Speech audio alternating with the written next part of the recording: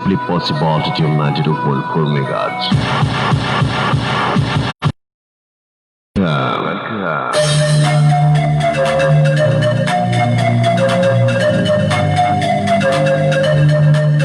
Now you are listening Walpalko Sati Radio Indroni FM 92.4 megahertz.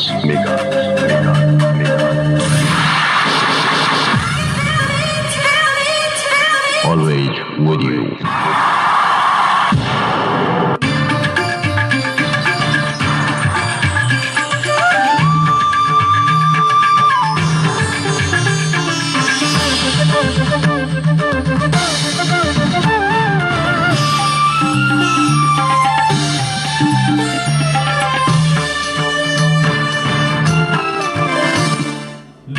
प्रदेशको सभाहल लगायतका संरचना राप्ती प्राविधिक शिक्षालयमा रहने गरी प्राविधिक शिक्षालय गढवाको वडा नम्बर 3 मा स्थानान्तरणका लागि साझा सहमति। चाँडै प्रदेश सभा सञ्चालन गर्ने गरी पूर्वाधार निर्माण गर्ने तयारी। दाङमा 5 किलोमिटर सडक आसपासमा सरकारी खेती गरिँदै यो वर्ष कृषि ज्ञान केन्द्रमा 15 करोड 88 लाख बजेट विनियोजन। किबीले बजार नपाएपछि सल्यानका किसानहरू समस्यामा। स्थानीय तहमा रिक्त पदाधिकारीको नाम पठाउन सबै जिल्ला समन्वय समितिलाई संघीय सरकारको निर्देशन। लुम्बिनी प्रदेश प्रहरीद्वारा बाल विवाह विरुद्ध 15 दिने सचेतना अभियान जारी। कडा प्रतिस्पर्धा बीच भएको अमेरिकी राष्ट्रपति निर्वाचन। वर्तमान राष्ट्रपति ट्रम्प र पूर्व उपराष्ट्रपति बाइडेन बीच प्रतिस्पर्धा। अल्जेरियामा नयाँ संविधानका लागि मतदान, विपक्षीको बहिष्कार। र युएईमा जारी इन्डियन प्रिमियर लिगमा आज रोयल च्यालेन्जर्स बेंगलोर र दिल्ली क्यापिटल्स बीच प्रतिस्पर्धा हुँदै दुवै टिमलाई जित्नै पर्ने दबाव।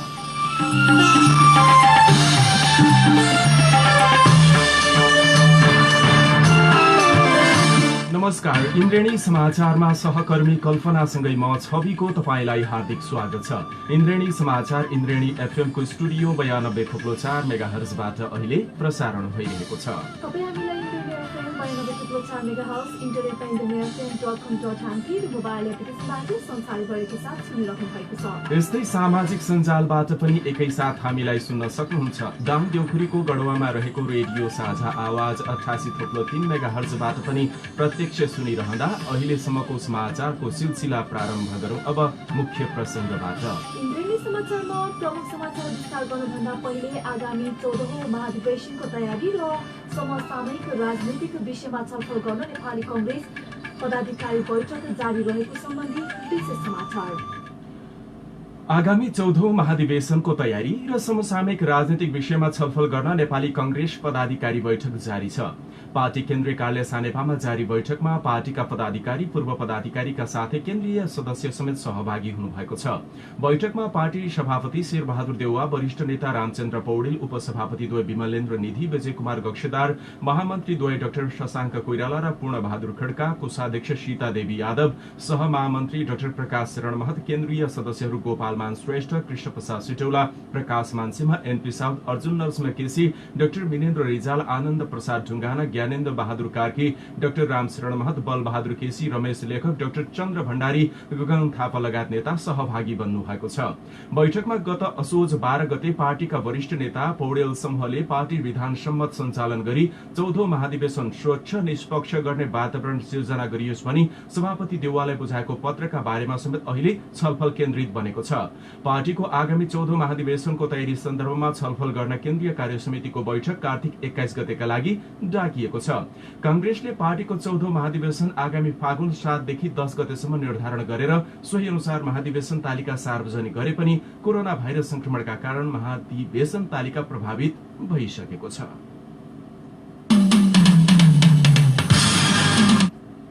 लुम्बिनी प्रदेश प्रहरी कार्यालय तुलसीपुर दाङले कोरोना भाइरस सम्बन्धी सुरक्षा मापदण्ड अपनाएर कानून विरुद्धको विवाहलाई रोक्न कार्तिक 14 गते शुक्रबारदेखि बाल विवाह विरुद्ध 15 दिने सचेतना अभियान शुरू गरेको हो।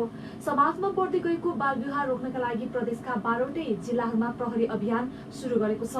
बाल विवाह विरुद्धको अभियान प्रहरीले स्थानीय सरकार तथा विभिन्न संघ संस्थाको समन्वयमा सञ्चालन गरेको लुम्बिनी प्रदेश कार्यालय तुलसीपुरका प्रवक्ता एवं प्रहरी वरिष्ठ उपरीक्षक राजकुमार वैद्यवालले जानकारी दिनुभएको छ।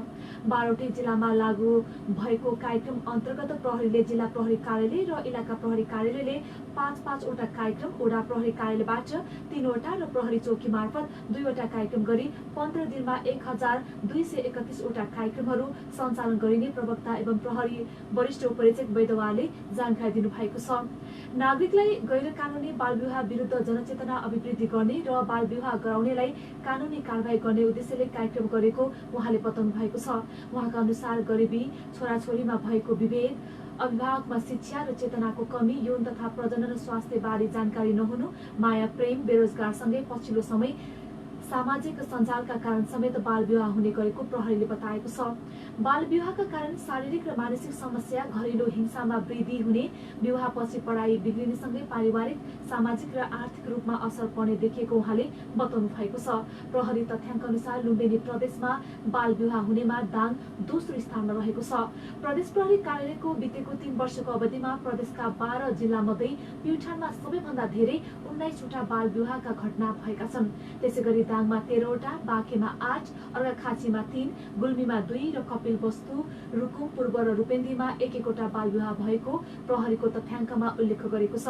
प्रहरीको अनुसार रोल्पा, नवलपरासी, पश्चिम र पाल्पामा बाल विवाहको घटना 0 देखिएको छ।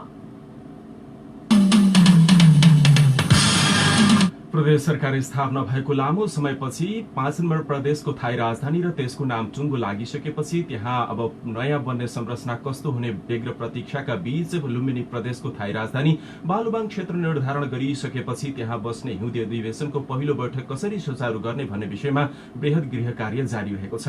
केही दिन अघि मात्रै लुम्बिनी प्रदेशका सभामुख पूर्ण घरती, कानून तथा आन्तरिक मामिला मन्त्री कुलप्रसाद केसी लगायतको राजनीतिक दलका उच्च पदस्थ व्यक्तिहरूको संयुक्त टोलीले राप्ती प्राविधिक शिक्षा लगायत अन्य ठाउँहरूको पनि स्थलगत अध्ययन गरेको थियो। आज मात्रै गढुवा गाउँपालिकाले सो क्षेत्रका सम्बद्ध सबै व्यक्ति, राजनीतिक दलहरूलाई बोलाएर बृहत सर्वदलीय सर्वपक्षीय सहमति गरेर निर्णय प्रक्रिया अघि बढाएको छ। लुम्बिनी प्रदेशको सभा लगायत संरचना राप्ती प्राविधिक शिक्षालयमा रहने गरी प्राविधिक शिक्षालय गढुवाको वडा नम्बर 3 गोबरडिहामा स्थानान्तरण गर्नका लागि सर्वदलीय सर्वपक्षीय बृहत छलफल गरी साझा सहमति जुटेको छ। यसै सन्दर्भमा केही बेर अघि टेलिफोन सम्पर्क गरी प्रदेशसभा सदस्य इन्द्रजित चौधरीलाई आज भएको बृहत सर्वदलीय सर्वपक्षीय बैठकले गरेका निर्णय र अबको निकास के हो भनेर सोधेका छौं। आज सर्वदलीय सर्वपक्षीय मिटिङ आयोजना गरेको थियो गढुवा गाउँपालिकाले। त्यो मिटिङमा राप्ती प्राविधिक शिक्षालयमा प्रदेश सरकारले राजधानीको लागि त्यहाँ आएको अवस्थामा र राप्ती प्राविधिक शिक्षालयलाई चाहिने भौतिक पूर्वाधार र जग्गा समेत उपलब्ध गराउन हामी तयार छौँ भनेर निर्णय गरेको छ। त्यसपछि त्यो स्कुलको श्री सरस्वती माध्यमिक विद्यालयको व्यवस्थापन गाउँपालिकाले प्रदेशको सहकार्यमा व्यवस्थापन गर्ने जिम्मेवारी लियो। आज भनेपछि जस्तो प्रदेश सभाको हिउँदे अधिवेशनको पहिलो बैठक राप्ती प्राविधिक शिक्षालयबाट सञ्चालनको एक खालको तयारी हुँदैछ, यसरी बुझ्दा हुन्छ? हजुर, अब सभामुख र आन्तरिक मामला मन्त्रीले त्यो दिन निरीक्षण गरिसकेपछि प्रदेश सभा सञ्चालनको निम्ति राप्ती प्राविधिकको सम्पूर्ण एरिया उपलब्ध गराउनु भयो भने हामी चाहिँ हिउँदे अधिवेशनको तयारी गर्छौँ भन्ने कुरा गर्नुभएको थियो। र राप्ती प्राविधिक शिक्षालयले फेरि हामीले विकल्प पायौँ र हामीलाई हाम्रो शिक्षा मन्त्रालय र सिटिभिटीले निर्णय गर्यो भने हामी तुरन्त सर्न तयार छौँ भन्ने कुरा गर्नुभएको थियो। त्यसको निम्ति विकल्प श्री सरस्वती माध्यमिक विद्यालय गोबरदियाले हामी विकल्प दिन तयार छौँ भनेर यताबाट निर्णय गरेको हो। अब सो क्षेत्रको यहाँ सांसद पनि हुनुहुन्छ, यहाँको अलिकति मध्यस्थताको भूमिका पनि खेल्दै हुनुहुन्छ, के लाग्छ यहाँलाई वातावरण सहज बन्दै गएको हो? हजुर, अब देउखरी वासीहरूको तर्फबाट र राजधानीवासीहरूको तर्फबाट राजधानीका निर्णयहरू कार्यान्वयन गर्नको निम्ति हामी चाहिँ सहज वातावरण बनाउनु पर्छ र प्रदेश सरकार पनि सकेसम्म छिटो आउने जुन इच्छा जाहेर गरेको छ त्यसको निम्ति जनता र सरकारको सकारात्मक पहल हेर्दाखेरि वातावरण चाहिँ राम्रै छ र यो छिटो कार्यान्वयन हुन्छ र छिटो आउँछ भन्नेमा हामी विश्वस्त छौँ। नेपाल नेत्रज्योति संघ आँखा स्वास्थ्य कार्यक्रम राप्ती तथा बहादुरगञ्ज र राप्ती स्वास्थ्य विज्ञान प्रतिष्ठानका बीच आँखा स्वास्थ्य सेवाको विस्तारका बारेमा छलफल भएको छ। प्रतिष्ठान र सङ्घको सहकार्यमा नेत्र विज्ञानसँग सम्बन्धित विभिन्न तहको शैक्षिक कार्यक्रम सञ्चालन गर्ने, आँखा स्वास्थ्य सेवालाई के कसरी गुणस्तरीय गराई सबै उपचार सेवा दिने र अध्ययन अनुसन्धान कार्यक्रम सञ्चालन गर्ने विषयमा छलफल भएको हो। राप्ती आँखा अस्पतालमा भएको छलफल कार्यक्रममा प्रतिष्ठानका उपकुलपति प्राध्यापक डाक्टर सङ्गीता भण्डारीले नेपाल नेत्रज्योति सङ्घ सहकार्य गरेर नेत्र विज्ञान सम्बन्धित शैक्षिक कार्यक्रम सञ्चालन गर्न सकिने भन्दै आँखा स्वास्थ्य सेवालाई गुणस्तरीय गराई अनुसन्धान कार्यक्रम सञ्चालन गर्न सहकार्य गर्न आफूहरू तयार रहेको बताउनु भएको छ। उहाँले दाङमा नेत्र विज्ञान सम्बन्धित शैक्षिक कार्यक्रम सञ्चालन गरी सबै आँखाका सेवाहरू यहीँबाट दिनका लागि आफूहरूको सबै किसिमको सहयोग हुने बताउनु भएको छ। त्यसैगरी नेपाल नेत्रज्योति सङ्घका केन्द्रीय सदस्य तथा आँखा अस्पताल व्यवस्थापन समितिका अध्यक्ष कृष्ण कुमार गिरीले पनि आफूहरू यस क्षेत्रमा विगत लामो समयदेखि अस्पताल र उपचार केन्द्रहरू सञ्चालन गरी आँखा स्वास्थ्य सेवा प्रवाह गरेको भन्दै प्रतिष्ठानसँग सहकार्य गरेर थप शैक्षिक तथा उपचार सेवा प्रवाह गर्न तयार रहेको बताउनु भएको छ।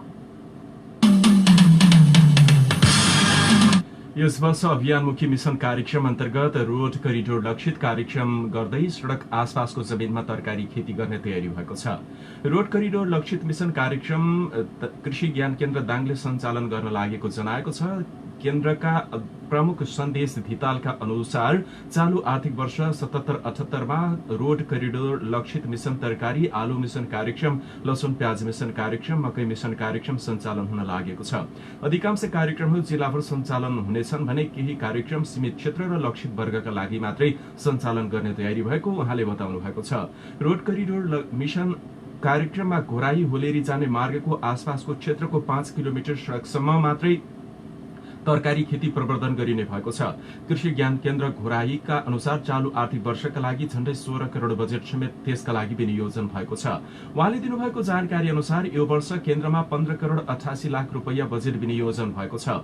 सड़क आसपासका 4 वटा वडामा रोड करिडोर लक्षित कार्यक्रमका लागि 50 लाख बजेट विनियोजन हुँदा लसुन र प्याज मिशन कार्यक्रम तुलसीपुर, शान्तिनगर, दङ्गीशरण र बबई गाउँपालिकामा सञ्चालन हुन लागेको छ भने आलु मिशन कार्यक्रम यसपटक जिल्लाभर लागू हुने भएको छ।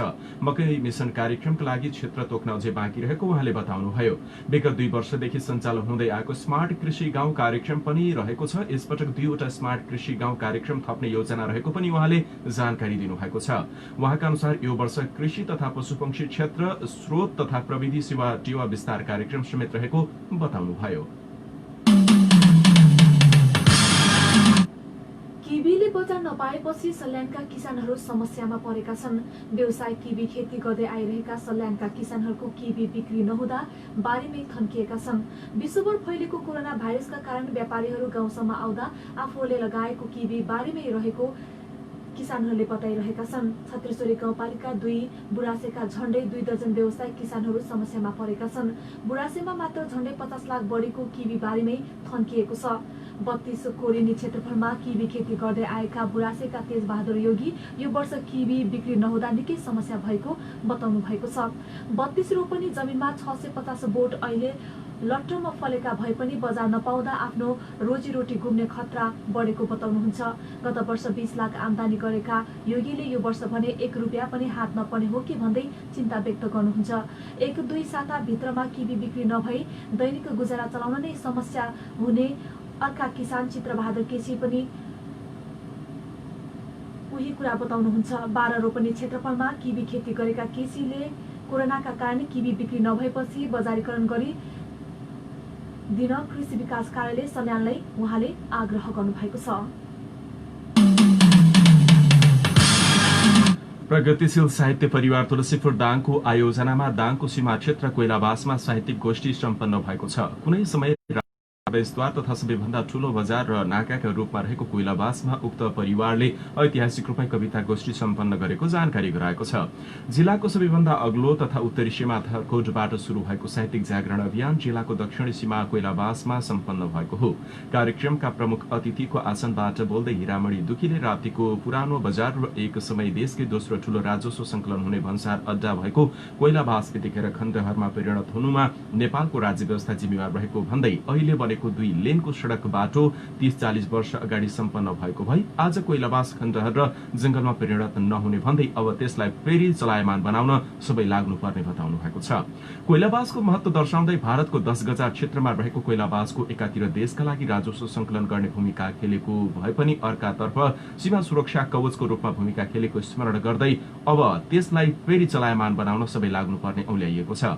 पञ्चायत कालदेखि राज्यको कोप भाजनमा परेर सेलाएको कोइलाबासलाई पुनर्जागृत गर्ने काम बहुदलको आगमनदेखि हालसम्ममा कुनै पनि सरकारले नगर्दा आज करिब मानव बस्तीहीन जस्तै बन्न पुगेकोले त्यसलाई फेरि चलायमान बनाउन सबै लाग्नुपर्ने सो अवसरमा औल्याइएको छ। दाङको घोरै उपमहानगरपालिका वडा नम्बर 3 चौपट्टा स्थित भैँसी बगाउने खोलामा ट्रक दुर्घटनामा गम्भीर घाइते सहचालकको उपचारकै क्रममा मृत्यु भएको छ।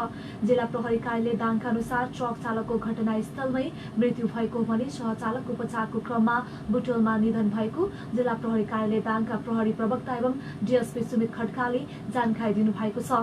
मृत्यु हुनेमा चालक बाँकेका 35 वर्षीय प्रकाश परियार र सहचालक कोहलपुर नगरपालिका वडा नम्बर 13 का 31 वर्षीय कमल नेपाली रहेको डीएसपी खड्काले जानकारी दिनुभएको छ। सोही दुर्घटनामा परि तुलसीपुर 14 बस्दै 22 वर्षीय नवीन केसी घाइते हुनुभएको छ। घोराईबाट लमहीतर्फ जाँदै गरेको ना 620 नम्बरको ट्रक गए राति दुर्घटना भएको थियो। उता मदिरा सेवन गरी पैसा तिर्ने विषयमा विवाद हुँदा होटल सञ्चालकको हत्या गरेको अभियोगमा रोल्पामा 4 जना पक्राउ परेका छन्। रुन्टीगढी गाउँपालिका 2 स्थित धौल डाँडामा होटल सञ्चालन गर्दै आएका 63 वर्षीय दलबहादुर पुनको हत्या अभियोगमा प्रहरीले रुन्टीगढी गाउँपालिकाकै 4 जना व्यक्तिलाई नियन्त्रणमा लिएको छ। पक्राउ परेका किशोरहरू मध्ये 2 जना 16 वर्ष र 1 जना 17 वर्षका, अर्का 1 जना 11 वर्षका रहेको जिल्ला प्रहरी कार्यालय रोल्पाले जानकारी गराएको छ। कार्तिक 11 गते ती किशोरहरूले पुनको होटलमा मदिरा सेवन गरेका थिए। मदिरा सेवन गरेको बिल 2500 भएको सुनाउने बित्तिकै वृद्धमाथि कुटपिट गरेर उनीहरू फरार रहेको प्रहरीले जनाएको छ। वृद्धलाई गम्भीर घाइते बनाएर फरार रहेका उनीहरूलाई घरगोठमा फेला पारिएको प्रहरी नायब उपरीक्षक नरेश सुवेदीले जानकारी दिनुभयो। उनीहरूलाई थप अनुसन्धानका लागि अदालतमा पेश गरिएको र बालक रहेकाले के गर्ने भन्ने विषयमा कानूनी प्रक्रिया अघि बढाइएको पनि उहाँले बताउनुभयो। संघीय मामिला तथा सामान्य प्रशासन मन्त्रालयले स्थानीय तहमा रिक्त पदाधिकारीको नाम पठाउन सबै जिल्ला समन्वय समितिलाई निर्देशन दिएको छ। मन्त्रालयले सबैलाई आज पत्र लेख्दै 3 दिनभित्र जिल्ला समन्वय समितिलाई रिक्त पदाधिकारीको नाम पठाउन निर्देशन दिएको मन्त्रालयका शाखा अधिकृत वन्दना कर्णले जारी गरेको सूचनामा उल्लेख गरेको छ। यसअघि भदौ 23 गते पत्र लेख्दै मन्त्रालयले विविध कारणले रिक्त पदाधिकारीको विवरण माग गरेको थियो। तर उक्त समयमा पनि पदाधिकारीको विवरण नपठाएपछि पुनः 3 दिनभित्र पठाउन मन्त्रालयले ताकेता गर्दै पत्र पठाएको हो। मन्त्रालयले रिक्त रहेको पद, रिक्त भएको मिति र रिक्त हुनका कारण उल्लेख गरेर विवरण पठाउन भनेको छ। यसअघि सरकारले रिक्त पदाधिकारीको विवरण संकलन गरेर निर्वाचन गरेको थियो। गत मङ्सिरमा निर्वाचन आयोगले विभिन्न कारणले रिक्त भएका स्थानीय तहका पदाधिकारीको उपनिर्वाचन गरेको थियो। धरान उपमहानगरपालिकाका प्रमुख सहित 3 गाउँपालिकाका अध्यक्ष र 1 उपाध्यक्ष तथा 43 वडा अध्यक्षका लागि उक्त उपनिर्वाचन भएको थियो। खेतीयोग्य जग्गाको किता काट खोल्ने सरकारको निर्णय विरुद्ध दर्ता भएको निवेदनमा सुनवाई सक्दै सर्वोच्चले फैसला सुनाउने भएको छ। प्रधान न्यायाधीश चोलेन्द्र राणा सहितको इजलासले सबै पक्षको कुरा सुन्दै निशुमा राखेको छ। सरकारी वकिल र निवेदकको बहस सकिएपछि अर्को दिनमा फैसला सुनाउने गरी आज इजलास उठेको हो। विवादमा सर्वोच्चले भदौ 29 गते एकल इजलासले किता काट खोल्ने निर्णय कार्यान्वयन नगर्नु भन्दै अल्पकालीन अन्तरिम आदेश जारी गरेको थियो। प्रधान न्यायाधीश चोलेन्द्र शमशेर राणा सहितको इजलासले असोज 8 गते यस अघिको अन्तरिम आदेशलाई निरन्तरता दिने आदेश गरेको थियो। राणा र न्यायाधीश अनिल कुमार सिन्हाको इजलासले अन्तरिम आदेश छलफलमा बोलाउने आदेश गरेको थियो। आज पनि उक्त मुद्दा राणा र मनोज कुमार शर्माको इजलासमा पेशी रहेको थियो। निवेदक र सरकारी पक्षको कुरा सुन्दै सर्वोच्चले केही अध्ययनपछि फैसला सुनाउनु पर्ने भएकाले निशुमा राखेको जनाएको छ। सबै पक्षको बहस सकिएकाले अन्य कुनै दिन फैसला सुनाउने गरी निशुमा राखिएको सर्वोच्चले जानकारी गराएको छ। भूमि व्यवस्था तथा गरीबी निवारण मन्त्रालयले भदौ 18 गते रोक्का रहेको जग्गाको किता काट खुलाउने निर्णय गरेको थियो। उक्त निर्णय उर्वर भूमि मास्ने योजनाका साथ आएको भन्दै विरोध भइरहेका बेला अधिवक्ता सन्तोष भण्डारीले भदौ 28 गते रिट दायर गर्नुभएको थियो। उक्त रिटमा पहिलो सुनवाई गर्दै सर्वोच्चले अल्पकालीन अन्तरिम आदेश जारी गरेको छ।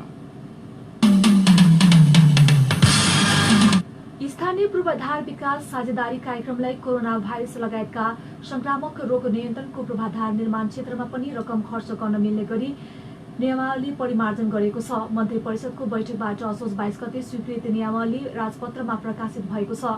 संशोधित नियमावलीको संक्रामक रोग नियन्त्रणका लागि अस्पताल लगायतका पूर्वाधार क्षेत्रमा रकम खर्च गर्न सक्ने व्यवस्था गरिएको छ। कार्यक्रमको रकमलाई कोरोना नियन्त्रणका लागि खर्च गर्नुपर्ने माग सांसदहरूले गर्दै आउनु भएको थियो।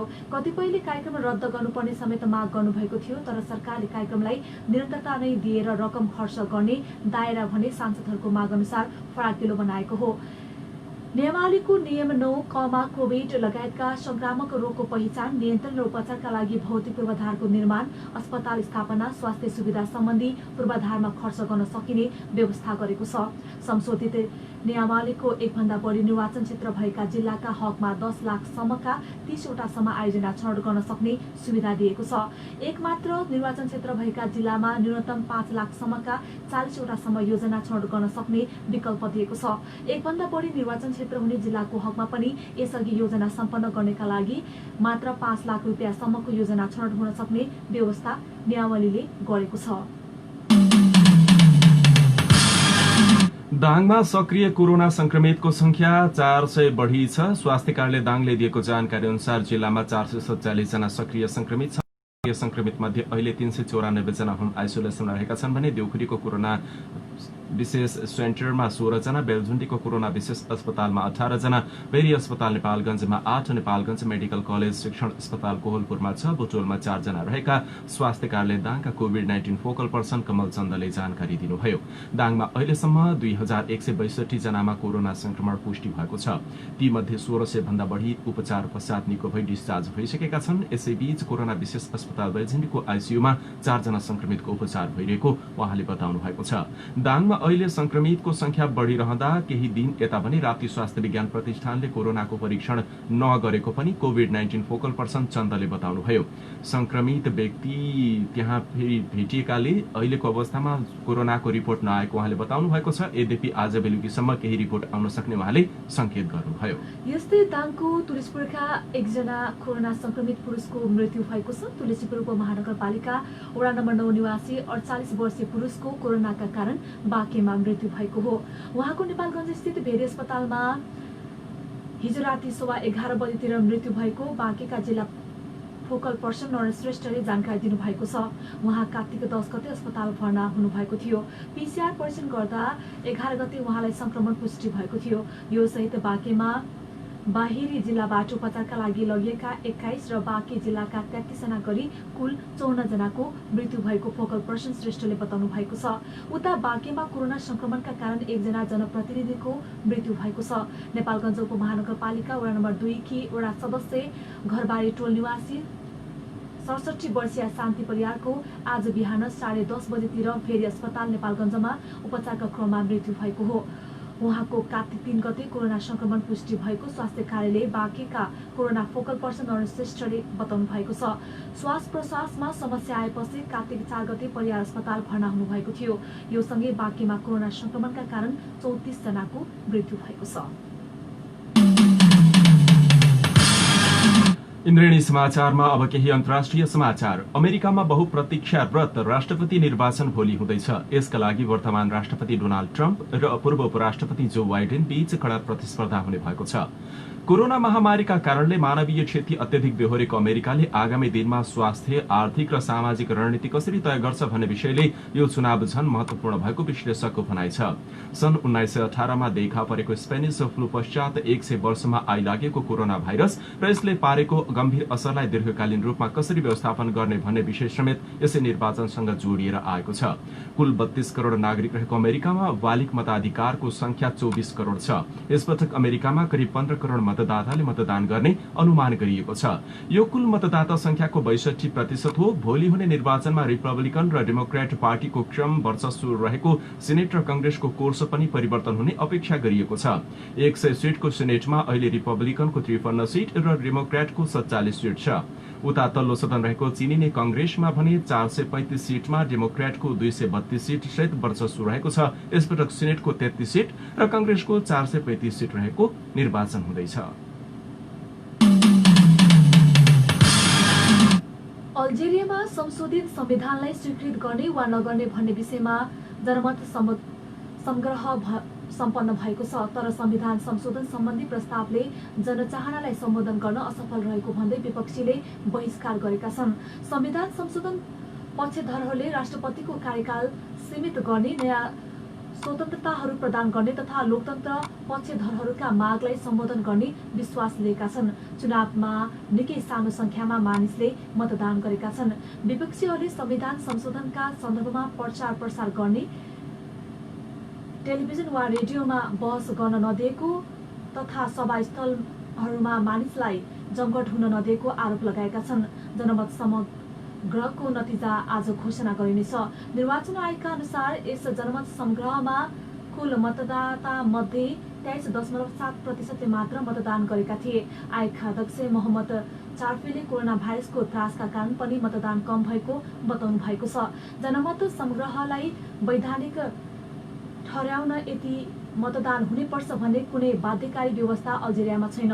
संविधान संशोधनको पछिल्लो प्रस्तावमा अल्जेरियाली सैनिकलाई राष्ट्रसङ्घ वा अफ्रिकी युनियनका शान्ति मिसनमा खटाउन सकिने प्रावधान समेटिएको छ। अल्जेरियामा सेनाको भूमिका सधैँ प्रमुख रहँदै आएको छ। सैनिक प्रमुख जनरल सैद बेनग्रिहले संविधान संशोधनको पक्षमा देशव्यापी प्रचार गर्नुभएको थियो। इन्द्रेणी समाचारमा अब केही खेल समाचार। युएईमा जारी 13औं संस्करणको इन्डियन प्रिमियर लिग आईपीएल टी20 क्रिकेट अन्तर्गत आज रोयल च्यालेन्जर्स बेंगलोर र दिल्ली क्यापिटल्स बीच प्रतिस्पर्धा हुँदैछ। शेख जायद क्रिकेट स्टेडियममा हुने दुई टोली बीचको खेल नेपाली समयानुसार बेलुकी पौने 8 बजेबाट शुरू हुन लागेको छ। आजको खेलमा दुवै टोली जित निकाल्दै प्लेअफमा स्थान बनाउने योजनाका साथ मैदानमा उत्रदैछन्। लीग चरणको सुरुवाती खेलमा उत्कृष्ट प्रदर्शन गरेको दिल्ली क्यापिटल्स पछिल्ला खेलहरूमा भने कमजोर प्रदर्शन गर्दै आएको छ। दिल्लीलाई आजको खेलमा जित निकाल्दै प्लेअफमा पुग्ने मौका छ। यता बेंगलोरलाई पनि आजको खेलमा जित निकाल्दै अघिल्लो चरण पुग्ने मौका छ। गत सिजन खराब प्रदर्शन गरेको बेंगलोर यस सिजनमा भने उत्कृष्ट लयमा देखिएको छ। बेंगलोर यो सिजन उपाधि दावेदार टोलीका लागि रूपमा पनि परिचित हुन लागेको छ। लीगमा 13 खेल खेलेको बेंगलोरले 14 अंकका साथ तालिकाको दोस्रो स्थान बनाएको छ भने समान अंक रहेको दिल्ली अंक तालिकाको तेस्रो स्थानमा रहेको छ। आज जो जित्छ त्यो प्लेअफमा पुग्नेछ भने अर्को हार्ने टिम अर्को खेलको नतिजामा निर्भर रहनेछ। र 7औं संस्करणको निसिमुरा कप अनलाइन कराते च्याम्पियनशिपमा नेपालले 16 स्वर्ण सहित कुल 35 पदक जित्न सफल भएको छ। फिलिपिन्स कराते लीगले आयोजना गरेको भर्चुअल प्रतियोगितामा नेपाल 16 स्वर्ण, 12 रजत र 7 कांस्य पदक प्राप्त गरेको प्रशिक्षक तथा अन्तर्राष्ट्रिय निर्णायक रवि शाहीले जानकारी गराउनु भएको छ। नेपालका लागि रविन्द्र मानन्दर, सञ्जु देसार, सुभाष घटन, सुभाष कार्की, मनिष कार्की, सत्कर घरती मगर, अनुभा बग्रान्ती, सुविता गौतम, गरिमा मगर, रोशमा राई र रीना श्रेष्ठले स्वर्ण पदक जित्नु भएको छ। यस्तै जगत सिंह धनुक, सोनिम मानन्दर, न्यान्सी छेत्री, नहुजमान साखे, रुद्राक्ष देवकोटा र नीता आचार्यले रजत पदक जित्नु भएको छ। नेपालका जुलियाना मोक्तान, दिप्सन साकोटा, हेरेन्जेन लामा र आरब देवकोटाले कांस्य पदक हात पार्नु भएको छ। च्याम्पियनशिप अक्टोबर 30 देखि नोभेम्बर 1 सम्म सञ्चालन भएको थियो। च्याम्पियनशिपमा 16 देशका 232 खेलाडीले विभिन्न प्रतिस्पर्धामा स्थान राखेका थिए। यिनै देश विदेश खेल समाचारका साथ हामी इन्द्रेणी समाचारको अन्त्यमा छौं। जाँदा जाँदै प्रमुख समाचार शीर्षक फेरि एकपटक। लुम्बिनी प्रदेशको सभाहाल लगायतका संरचना राप्ती प्राविधिक शिक्षालयमा रहने गरी प्राविधिक शिक्षालय गढवालको वडा नम्बर 3 मा स्थानान्तरणका लागि साझा सहमति। चाँडै प्रदेशसभा सञ्चालन गर्ने गरी पूर्वाधार निर्माण गर्ने तयारी। दाङमा 5 किलोमिटर सडक आसपासमा तरकारी खेती गरिँदै यो वर्ष कृषि ज्ञान केन्द्र घोराहीमा 15 करोड 88 लाख बजेट विनियोजन। टिभीले बजार नपाएपछि सल्यानका कृषक समस्यामा। स्थानीय तहमा रिक्त पदाधिकारीको नाम पठाउन सबै जिल्ला समन्वय समितिलाई संघीय सरकारको निर्देशन। लुम्बिनी प्रदेश प्रहरीद्वारा बाल विवाह विरुद्ध 15 दिने सचेतना अभियान जारी। कडा प्रतिस्पर्धा बीच भोलि अमेरिकी राष्ट्रपतीय निर्वाचन हुँदै वर्तमान राष्ट्रपति ट्रम्प र र पूर्व उपराष्ट्रपति बाइडेन बीच प्रतिस्पर्धा। अल्जेरियामा नयाँ संविधानका लागि मतदान, विपक्षीको बहिष्कार। र युएमा जारी इन्डियन प्रिमियर लिगमा आज रोयल च्यालेन्जर्स बेङ्गलोर र दिल्ली क्यापिटल्स बीच प्रतिस्पर्धा हुँदै दुवै टिमलाई जित्नै पर्ने दबाव। अवस्था अहिलेलाई बेलुकी 5:30 को यो इन्द्रेणी समाचार सकियो। समाचार सुनेर साथ दिनुहुने यहाँहरू सबै श्रोता र प्रविधि संयोजन गरी साथ दिने प्राविधिक साथी सीमा पाण्डेलाई धेरै धन्यवाद। बेलुकी 7:30 बजे अब तपाईँ अर्को इन्द्रेणी डायरी सुन्न सक्नुहुनेछ। अहिलेलाई समाचार कक्षका सबै सहकर्मीहरूसँगै साथी कल्पना अनि म छवि आज्ञा माग्छौँ। नमस्कार।